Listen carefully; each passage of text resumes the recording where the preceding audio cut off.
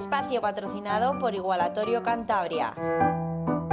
942 22 96 00. Sing, oh, oh, oh, oh, oh, oh, oh. Don't wait for England to chime, not for your heart or mine. I know time is never kind. You missed your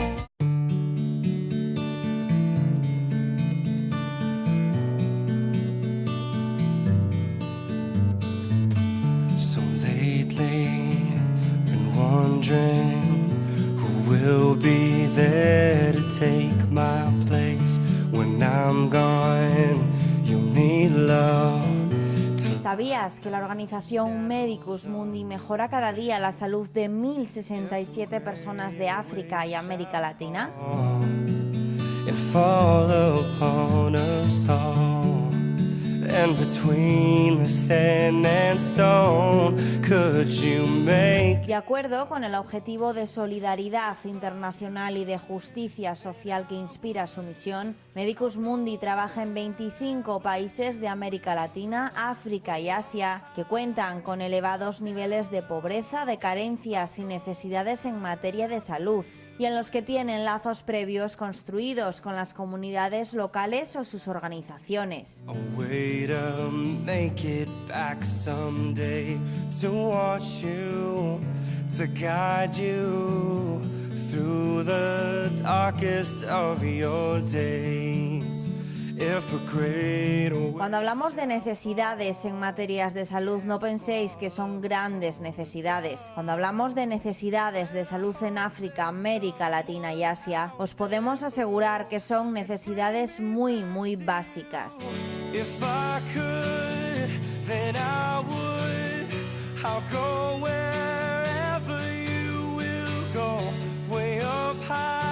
Medicus Mundi, en colaboración con médicos del mundo y ProSalus, han elaborado el informe La salud en la cooperación al desarrollo y la acción humanitaria en el 2015. Solo os adelantamos un dato que dice bastante, y es que la ayuda oficial al desarrollo en el sector salud, que es el que nos ocupa hoy, se reduce un 20% respecto al año anterior. ¿Qué os parece?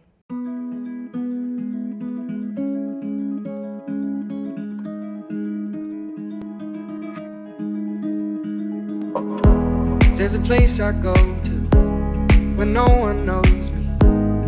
It's not lonely, it's a necessary thing. It's a place I made up, found out what I made up, the nights I've stayed up.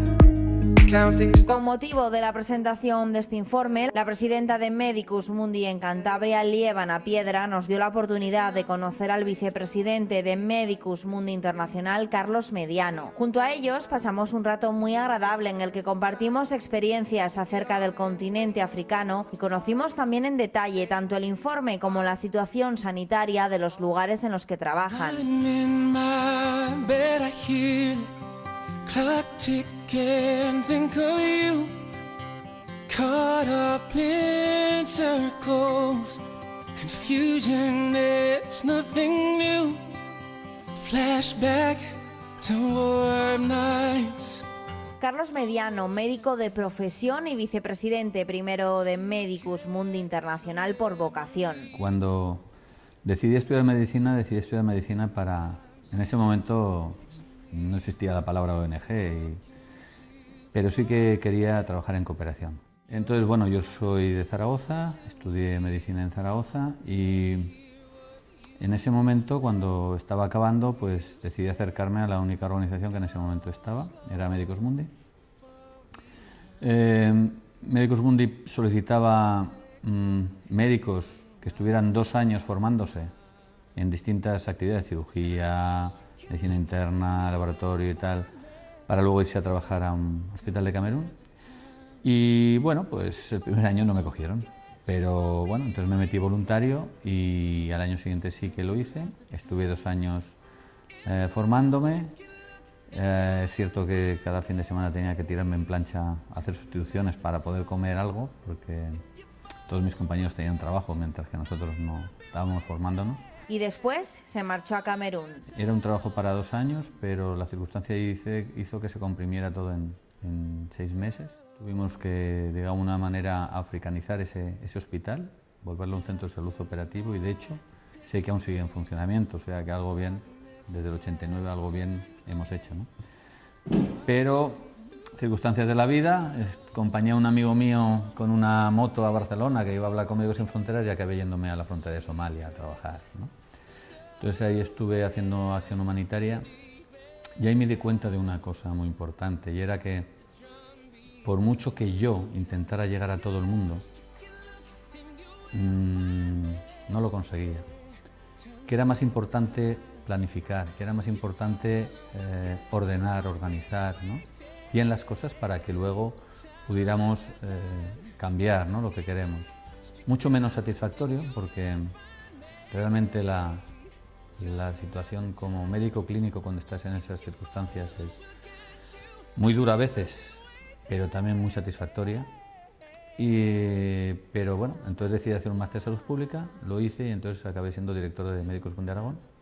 Por circunstancias acabé en Madrid y entonces entré a trabajar en la Federación. Empecé ya con el informe de salud hace ya 14 años, pero bueno, mi mujer es pediatra, volvió a tener plaza en Zaragoza y volvimos a Zaragoza. Entonces en este momento estoy trabajando pues en proyectos de África para Aragón, estoy trabajando en temas de estudios, investigación e incidencia y planificación para la Federación, y soy vicepresidente de Médicos Mundi Internacional.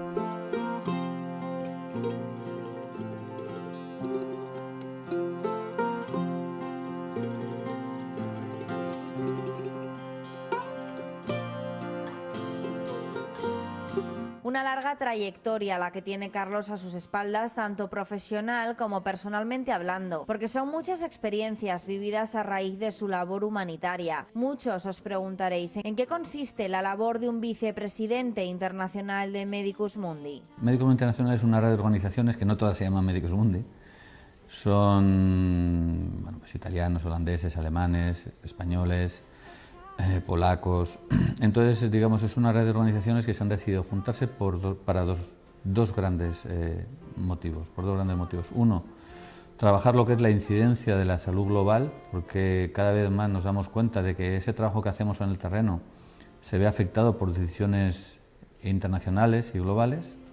Y por otra parte, pues mejorar ese trabajo, ¿no?, en base a conocer lo que están haciendo los demás, buscar sinergias y, digamos, mejorar lo que es el trabajo específico de cooperación sanitaria. Medicus Mundi está en relaciones oficiales con la Organización Mundial de la Salud y solemos tener una asamblea pues cuando está la asamblea de la Organización Mundial de la Salud, ¿no? Entonces ahí, pues, digamos, en ese foro intentamos pues hacer nuestra incidencia política. Junto a Carlos Mediano comenzamos a desgranar lo más significativo de este informe referente a 2015. Primer dato aplastante: el escuálido estado de la ayuda oficial al desarrollo española se sitúa en su nivel más bajo desde 1989. Estamos en una sociedad en la cual nos han convencido de que estamos en una lucha de pobres contra pobres y, digamos, la cooperación ha sido el servicio más afectado de posiblemente todos los servicios en esta época de crisis. De alguna manera se consideraba un sector prescindible, se ha considerado un sector prescindible, ¿no? De alguna manera nos han querido hacer creer que si se hacía cooperación entonces se tenía que quitar de otros servicios sociales, y no es tanto así. Es un tema de voluntad política y de decisión donde queremos poner el foco. Como decía cuando he presentado el informe, el mundo está gastando 10 veces más en armamento que en cooperación. Entonces, es un tema de voluntad y de decisión política, ¿no?, donde queremos poner el énfasis, ¿no? Los derechos no se pueden segmentar. Nuestro derecho a la salud depende de un derecho universal. Luego hay otra cosa que para mí es muy importante, y es que la gente tiene que entender que los derechos no se pueden segmentar. Que nuestro derecho a la salud depende de un derecho universal. Que si yo tengo un derecho, mi familia tiene un derecho a la salud aquí, no es porque haya nacido aquí, porque tengamos posibilidades, sino porque existe, o la humanidad se ha planteado un derecho universal que tiene que hacerse con todos. Si nosotros decidimos segmentar ese derecho, si nosotros decidimos que hay gente que no tiene por qué ser beneficiado de ese derecho, y puede llegar un momento en que acabemos siendo nosotros mismos los que no estemos beneficiados, ¿no? Entonces, en un mundo como muy economicista y muy de eficiencia, tenemos que, yo creo que, volver a replantear un poco sobre qué valores queremos construir nuestro futuro, ¿no? Sé que suena un poco a lo mejor, ¿no? Porque estamos siempre hablando que si la economía sube, que si la economía baja. No hablamos ni de la felicidad, si sube o baja, no hablamos de si la solidaridad sube o baja, ¿no?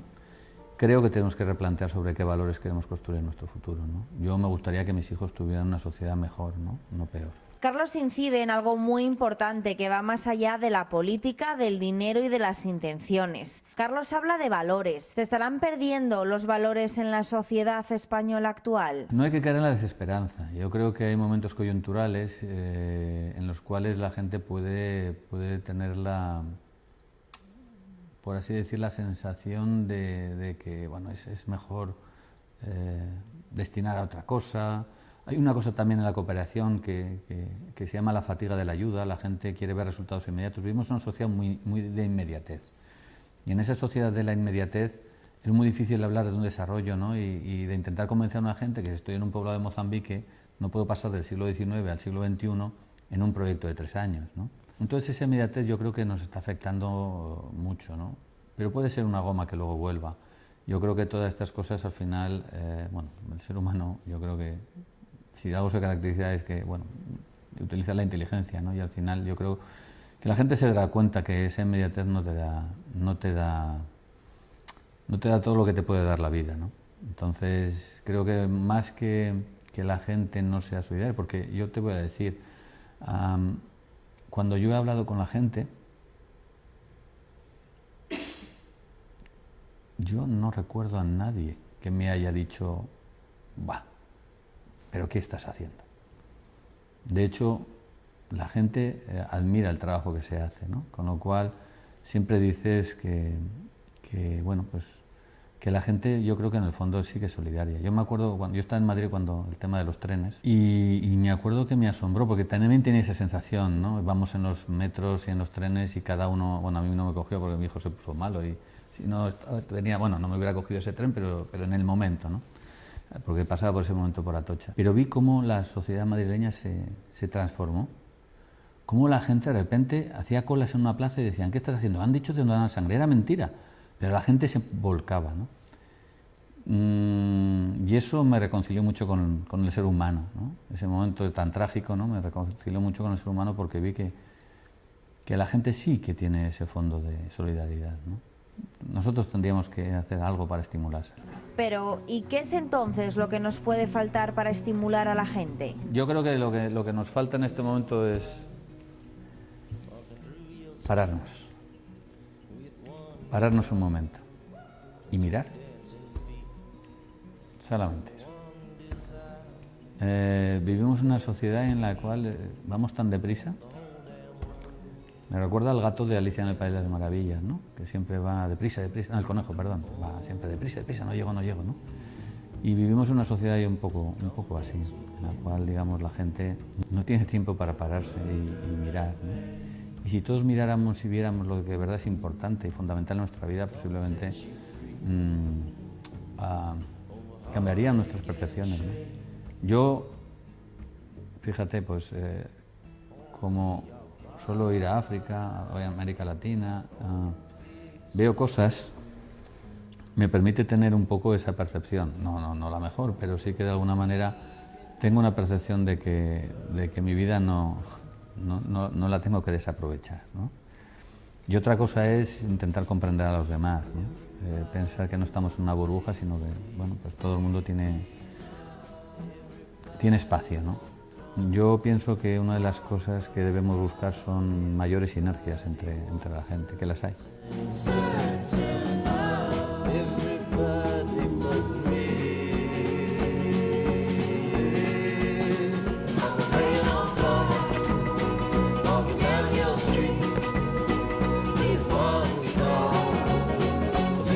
Como Como gran conocedor del continente africano que es, Carlos señala que la evolución en materia sanitaria desde 1987 ha sido muy positivo, pero falta muchísimo por hacer. África es un continente donde sus sistemas de salud son muy frágiles y no les permite dar el servicio que necesitan sus personas. Creo que ese es el mayor debe, ¿no? Cuando hablamos de cooperación sanitaria, muchas veces la gente piensa en un hombre con una bata blanca curando. Bueno, pues a lo mejor no tienes que ponerte una bata blanca, a lo mejor lo que tienes que hacer es números para que se gaste bien el dinero que tienes, el poco dinero que tienes. Una de las cosas que hacemos muchas veces, por ejemplo, nosotros en los centros en los que vamos es apoyar la gestión.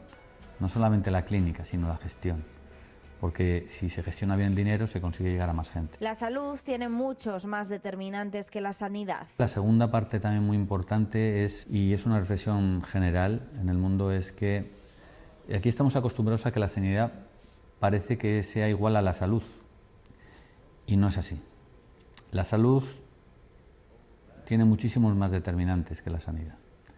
La sanidad es un elemento fundamental, sobre todo para dar seguridad y suplir, digamos, los últimos escalones de la enfermedad. Pero yo nunca he visto a un hombre rico en África que no tenga acceso a un sistema de salud.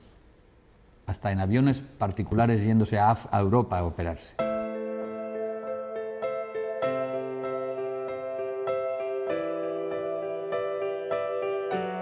Like the legend of the phoenix,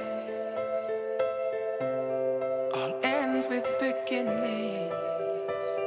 La pobreza es el mayor determinante social de la salud, pero tienes muchos más. La equidad de género, que hace que muchas mujeres no tengan capacidad de decisión sobre su salud. Y no estamos hablando ya solamente de que si aborto, sí o aborto, no, estamos hablando de ir al centro de salud. Estamos hablando del agua potable, que es un elemento fundamental que explica muchísimas muertes infantiles, menores de 5 años. Estamos hablando de la nutrición. Estamos hablando de muchas cosas que el médico, cuando tú acabas medicina, no te las explican. Y que cuando llegas allí, de repente dices, ¿qué estoy haciendo? Cuando yo estaba en Somalia, la frontera de Kenia y Somalia, venían refugiados, bueno, eran en teoría medio refugiados, medio gente que vivía ahí, pero había una hambruna por una sequía, y yo cada día tenía una fila de unos 900 personas, entre 600 y 900 niños menores de 5 años. A los 15 días volví a tener los mismos. ¿Qué hago yo? Les daba comida para 15 días, pero a los 15 días volví a estarlo igual, y a los 15 días igual, porque yo no sé qué hacer con la agricultura de allí. Entonces, no es que no tuviera que hacer eso, pero eso se tiene que acompañar con algo para evitar la causa. Y muchas de las causas de la enfermedad no tiene que ver con la salud. Aquí, si tenemos el nivel de vida de salud que tenemos, no es por los hospitales, porque si tú preguntas a la mayor parte de la población, no ha usado un hospital en su vida.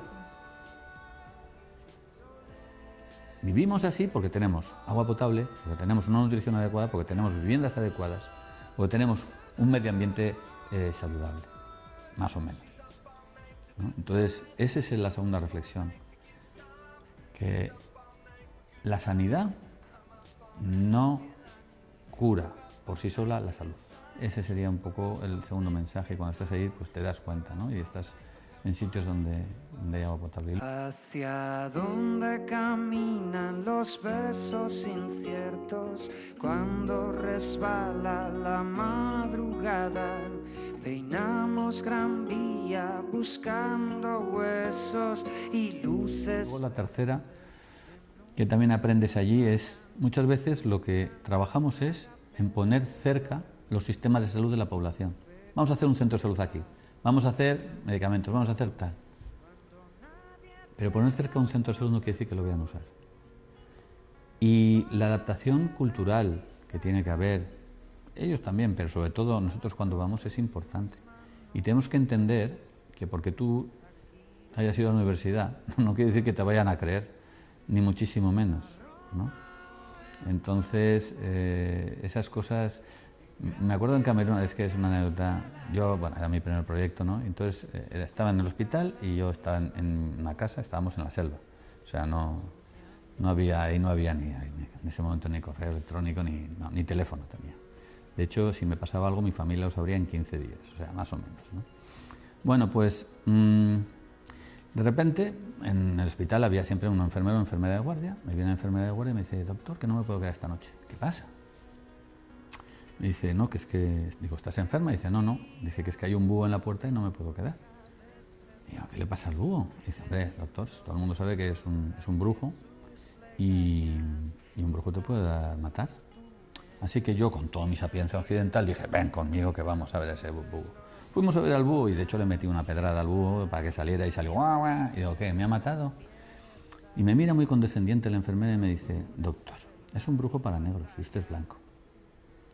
Y eso me demostró que por mucho que quieras o creas que tienes la razón, lo que tienes que hacer es hacerte entender. Porque al final, si no, ellos pueden tener explicaciones de todo. Y eso es algo también que los sanitarios debemos aprender. No solamente que tenemos la razón, sino si de verdad los mensajes, porque muchas veces lo que hacemos es dar mensajes a la población, les llegan o no. Entonces serían esas tres cosas, ¿no? Una adaptación cultural, un trabajo de la salud global y bueno, pues el pensar que, bueno, que sí, que hemos conseguido cosas, pero que aún faltan muchas por hacer. Ya va cada día poder alcanzar la playa y ahora está tan cerca, casi ya la puedo leer. En este informe también se hace referencia a que cada vez hay un mayor número de crisis humanitarias. En 2014 hemos asistido a un éxodo de casi 60 millones de personas que han dejado atrás sus tierras de origen. Nunca se había registrado un volumen tal de personas desplazadas desde la Segunda Guerra Mundial, la mayor parte debido a conflictos armados y situaciones de violencia, pero también como consecuencia de catástrofes naturales, hambrunas o epidemias. Habrá que también contextualizar, es cierto, cada vez hay más y cada vez está complicando más el trabajo, porque claro, nosotros hacemos trabajo de desarrollo y en un momento de crisis es prácticamente imposible. Ten en cuenta que una crisis humanitaria, por ejemplo, un efecto secundario que tiene es que genera dependencia. Tú a una gente con una crisis humanitaria no le exiges que se ponga las pilas, que haga cosas, ¿no? Nosotros sí que lo pedimos cuando vamos a un país, a un poblado, le decimos al poblado: no, yo voy a ayudarte a hacer cosas. Yo no te voy a hacer las cosas por ti. Cooperar quiere decir trabajar con, no trabajar para, ¿no? En cambio, en acción humanitaria la situación es tan compleja, ¿qué pasa? Pues que ellos no pueden estar haciendo nada. Entonces, ¿cuál es el problema que pasa? Que si esa acción humanitaria se cronifica, la gente se acostumbra a no hacer, a depender, ¿no? Y es un problema grande. Entonces sí que es cierto que cada vez hay más crisis humanitarias. Y creo que de alguna manera tendremos que tener una reflexión sobre por qué está pasando esto, ¿no? O sea, nadie pone a sus hijos en un bote para cruzar un mar sabiendo que ha habido muertos si no es por una gran causa. Y la gente tiene que entender que la desesperanza o solamente la aspiración a tener un poquito mejor de vida, primero es humano y segundo es que, claro, es que cuando ves cómo viven allí, yo es que me acuerdo de gente que la veía y yo decía: jo, y esta persona es que no tiene futuro, o sea, tiene 30 años y ya no tiene futuro, ya no tiene nada, ¿no? Y si llega a los 50, pues enhorabuena. Hay gente que se rebela contra eso e intenta cambiarlo. Entonces tendríamos que ver por qué está pasando eso en esos países, ¿no?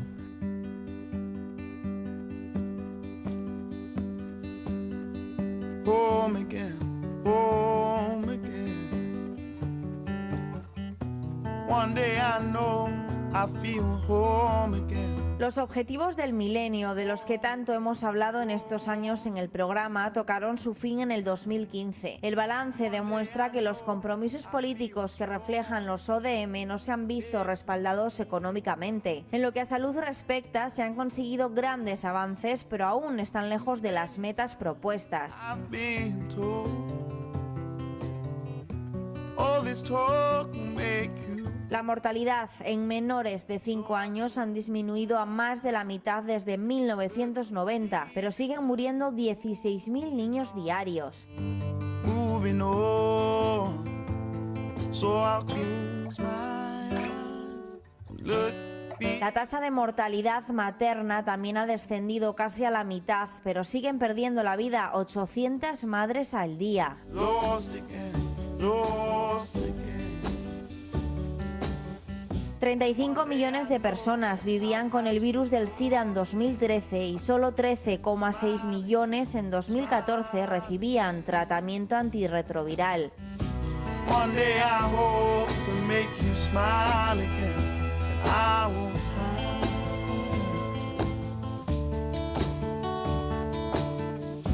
Con los datos encima de la mesa, con lo positivo y lo negativo, con sus luces y sus sombras, con la situación actual que tenemos en el mundo, ¿cómo ve el futuro el vicepresidente internacional de Medicus Mundi? Yo creo que hay dos mensajes claros.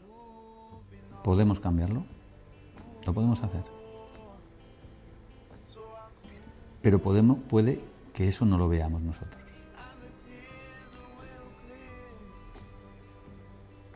No tenemos que trabajar, no tenemos que trabajar para nuestra satisfacción personal, no tenemos que trabajar pensando que vamos a ver o vamos a cuantificar los resultados que tenemos, sino pensemos que somos un paso en un proceso. Creo que apostar porque los derechos sean universales es apostar por la evolución del ser humano.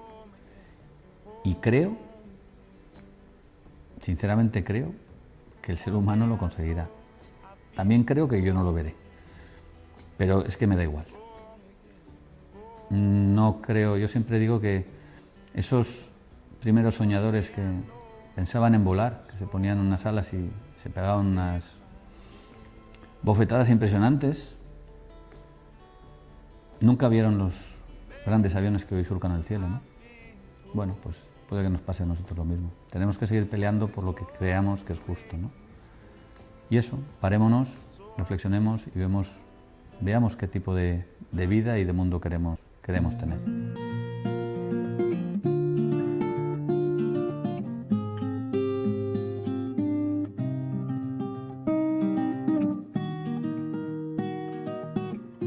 This is why I always wonder. I'm a pond full of regrets.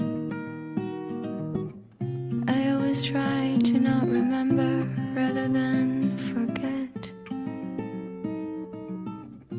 This is why I always whisper when vagabonds are passing by. I tend to keep myself away from their goodbyes. Tide will rise and fall along the bay, and I'm not going anywhere. I'm not going anywhere. People come and go and walk away, but I am not going anywhere. I'm not going anywhere.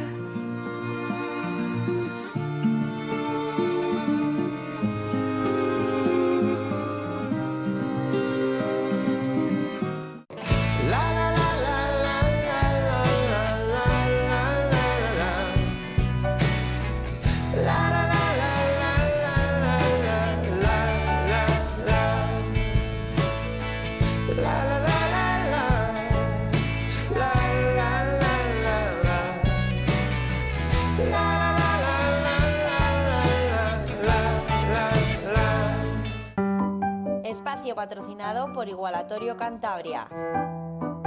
942 22 96 00.